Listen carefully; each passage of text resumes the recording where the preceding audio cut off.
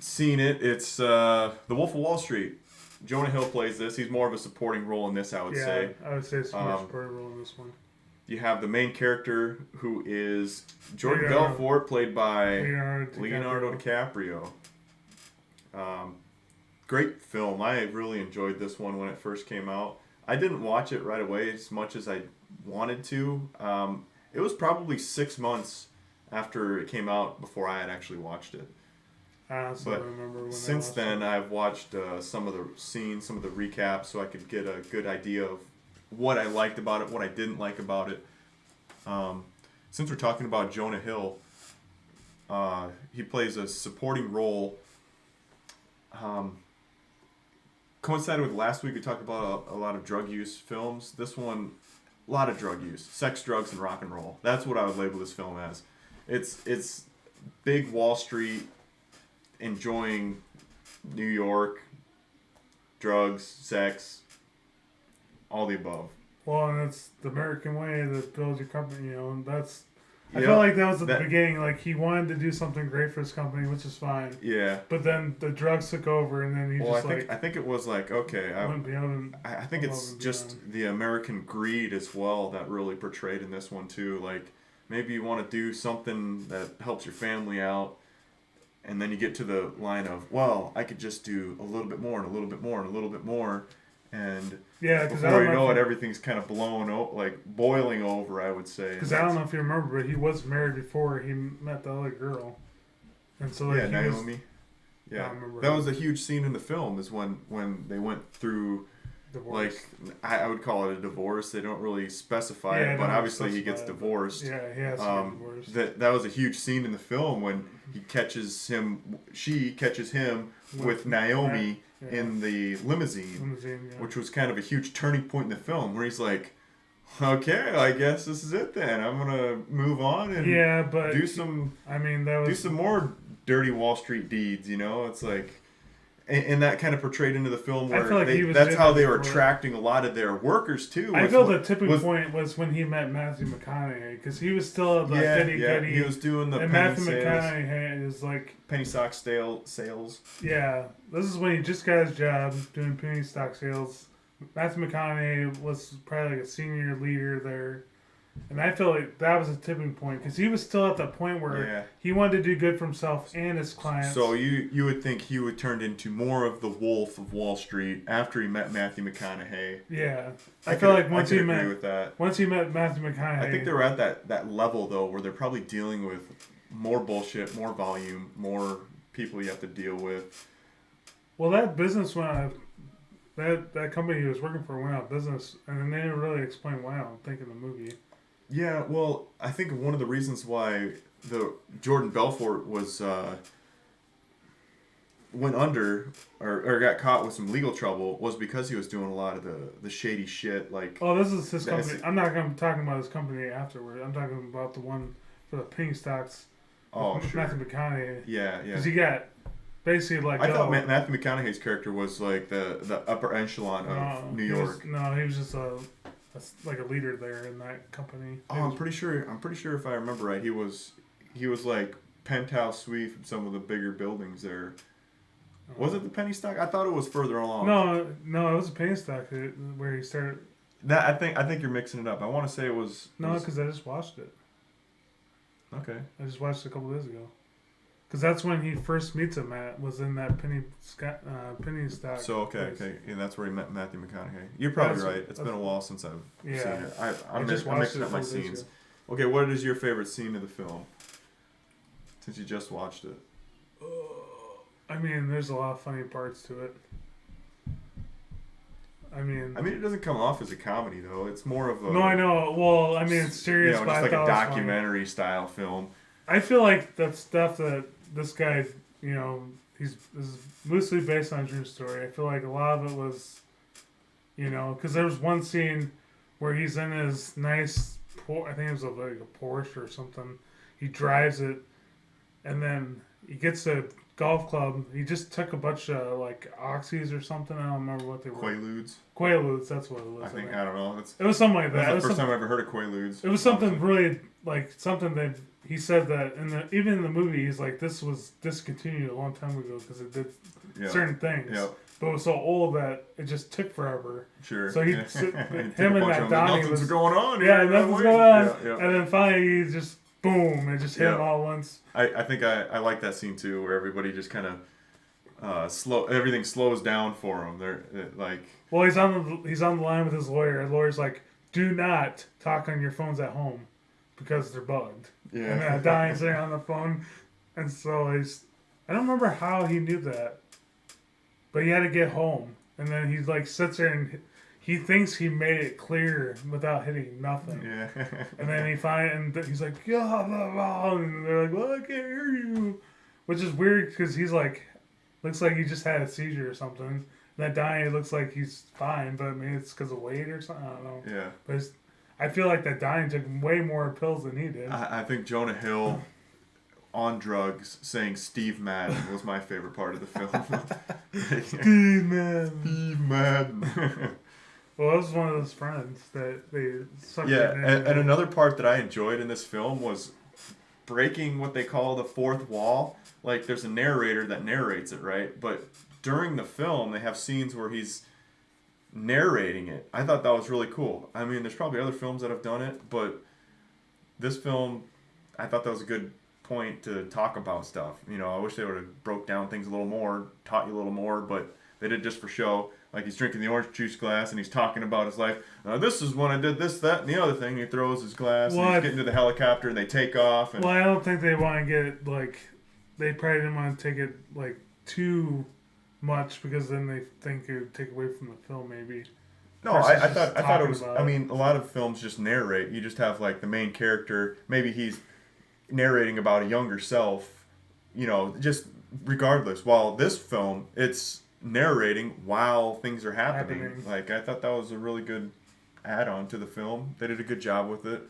And there were, like, heavy scenes, too. They weren't just, like, basic walking scenes. You know, he's getting in a helicopter. Well, he wants to explain why he's doing absolutely. Well, I'm just talking about the scene in general, just how great those scenes were. I mean, I liked them. Another scene that I liked was him getting into the Porsche when he's on the drugs, where it just takes him forever to do it. He's crawling down the stairs, but it just looks like it's forever to get to the truck. When he fell down those stairs, I was like, oh, like, once those things wore off, that had to hurt. Oh, absolutely. Like, I don't know if you remember that scene, but like, he's like, I was like, ow, ow. Absolutely. But yeah, I think, and you said that also one of your other favorite scenes is when the FBI came on his boat to try to, like, talk to him. And it was funny to do because his lawyer's like, do not talk to the FBI. Yeah. Whatever you do, don't talk to him. And he's bragging to the FBI. And he's sort of being cocky to the FBI. It's like... I like that scene. That was one of my favorite scenes of the film. Yeah. It kind of... I don't know if it necessarily humbles him, but it's got to humble him to a certain extent because they're on to him at that point. I think he just thought he could try to get away with it more. Yeah, I like how that scene starts off friendly. Like they're both really friendly with each other. And then they're just like that. Can you say that again? And that's when the scene transitioned to, okay, F you. Okay, you said, yeah, we're going to get you. Yep. Okay, bye-bye now. You know, it's just that big transition of, it went from confrontation. We're friends to... Well, maybe I can slip you something. Can you say that again one more time? He's like, I think you're trying to bribe me. And he's like, no. I wasn't trying to bribe you. That's not what I said at all. Yeah, the little gray areas of the big New York firms and whatnot. Well, and he had to do some of his homework because he was, back and forth bantering about certain laws. And I was just I didn't do this. I did want to talk about, like, the original Jordan Belfort, like... The reason he really got in trouble was because he was doing some shady shit behind. He was selling basically I think it was in some sorts of the cryptocurrency schemes where he would buy stocks, right, and then pressure sale them to other people, boosting those stock prices with a bunch of other people buying, and then they would, with the inflated price, sell it. And then leave the bag with all the people that just invested. What was just funny, though, I thought it was kind of hilarious, is when he started getting looked at by the FBI, and that Steve Mann's like, shit, I need to get out of here, and he started selling stocks right away. Yeah. And then there's one, I forget the other guy's name. He's got glasses and a toupee. I can't remember his name offhand, but he's like, this guy's that Steve Mann guy. He's selling stocks left and right, and he's like, no, there's no way. There's no way. Yeah, yeah. And even that dying character, that was one of his friends. Okay. From like school. Yeah. So he's like, he wouldn't do that. No. He would have told us. Sell. He would have told us if that was going on. And I just wanted to like add into Jonah Hill's characters. He seems to get cast for those kind of characters. Like all three films we're talking about, he's kind of that shady character in a way. He turns into the shady character. Superbad, he's shady. He's shady in Superbad. He's kind of shady in Wolf of Wall Street.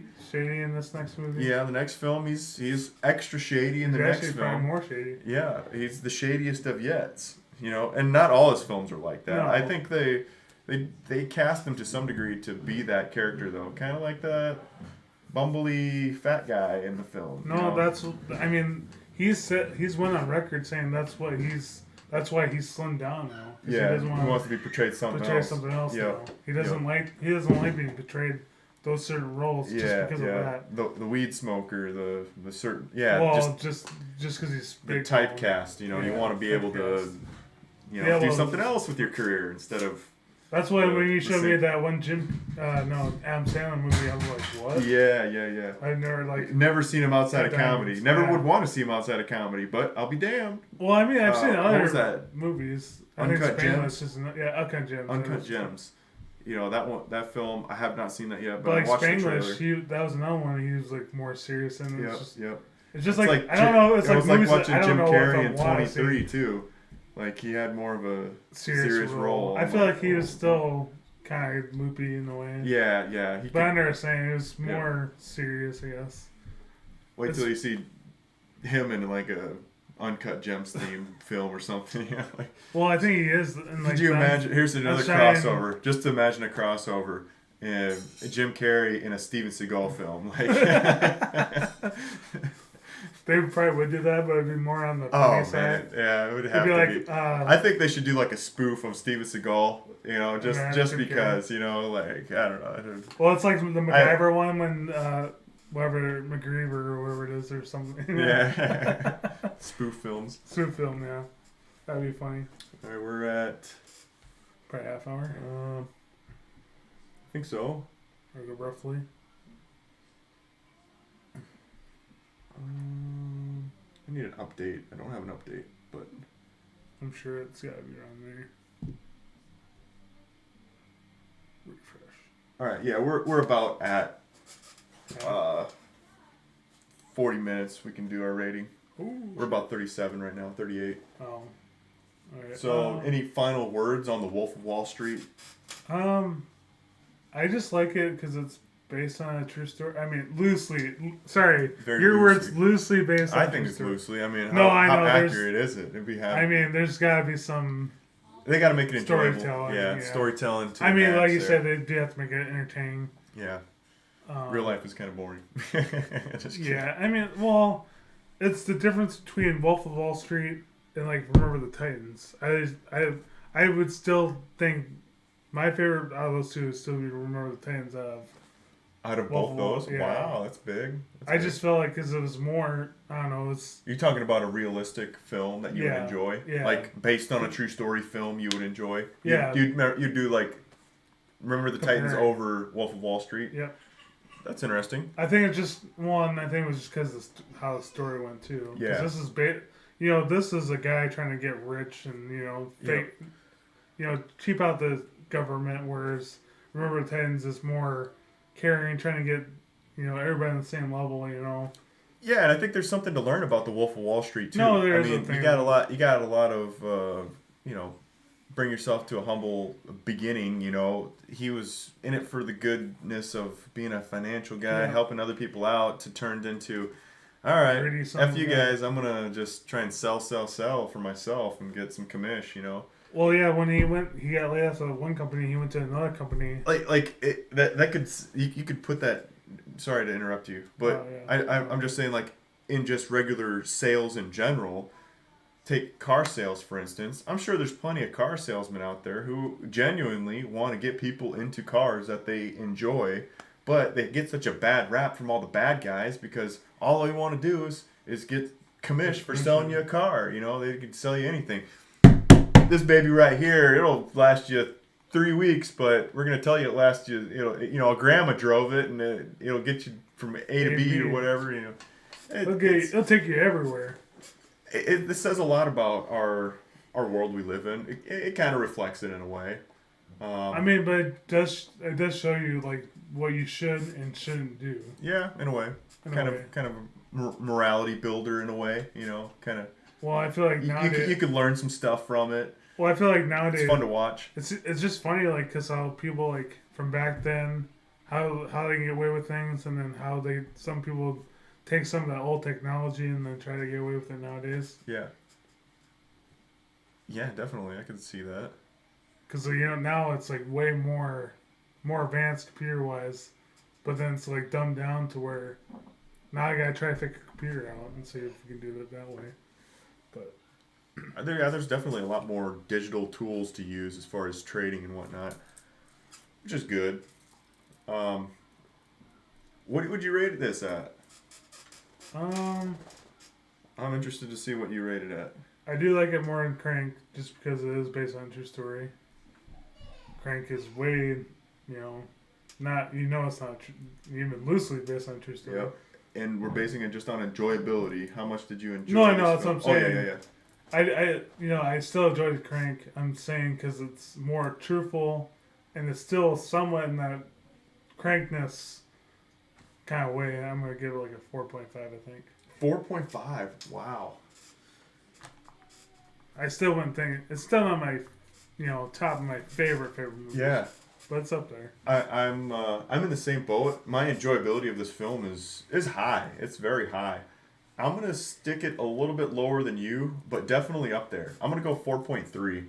I was to say 4 before, but yeah, that's pretty close. 4.3, just because I enjoyed it, but there's definitely some points where I could be like, maybe I'll watch something else over this one. But overall, I would watch this again. I've not seen it in a while, but I would definitely watch this one again. I mean, recommend it to anybody out there too. If there was still another movie over this, I'd probably watch it. I mean, there's certain movies I would watch over this. Yeah. Like Back to the Future, Indiana Jones. Yep. And those films that we've initially reviewed, those have a lot of replayability to me. Some of the films don't. And yeah, like the Chum Scrubber. If I could live without it. I mean, honestly, like that's a one and done for you. I mean. If it ever came up and that was the only thing I had to watch, I'd watch it. But like if there was like that'd be some pretty crappy movies. Yeah. I watch it. I'm not saying it's like if this was the last film on Worth. I honestly would recommend watching that movie just because it is so kind of bizarre, but like it has some truth to it too. Like when you told me that kid was on drugs, I was like, I really didn't think about that until you told me that. Yeah. Because I was thinking this kid is just being a weirdo. Yeah. But I completely forgot that his dad is a like giving him pills. Yeah. And he was probably giving him pills this whole entire time. Film. Yeah. And I was like, I just thought it was at that time. So I was like, I thought he was just being just like, and it's not like he was loopy and out of it. No. He was just there too. Yeah. He's just motionless. Yeah. And so I like that. That's why I would recommend that movie. Yeah, recommend it 100% too. But like I said, it's not a movie I would just go out of my way to watch. But Wolf of Wallstreet to me, replayable, super bad, replayable. Crank, borderline for me. Yeah, that sounds Chum Scrubbers for me, borderline. But yeah, I would watch it again. I did watch it again. I've watched it twice in my lifetime, so I would say there is some replayability. If you haven't seen it in a while, maybe I don't know. Moving on, though, let's go to our next film. I just recommend it because that is like... I agree. I totally agree. First time you'd ever watch it, definitely give it a watch. Just give it a watch. Give it a watch. When he told me to watch Chum Scrubber, I was like... am I ready I love talking about it just because the name is Chum Scrubber, and everybody just kind of judged it like, Chum Scrubber? What are you watching, Chum Scrubber? And honestly, it is one of those... The Chum Scrubber. It is one of those... You're looking at the cover and not the movie. And honestly, that's what I think I saw too. Is like the chum scrubber. Like, yeah. am I really gonna watch this movie? Yep.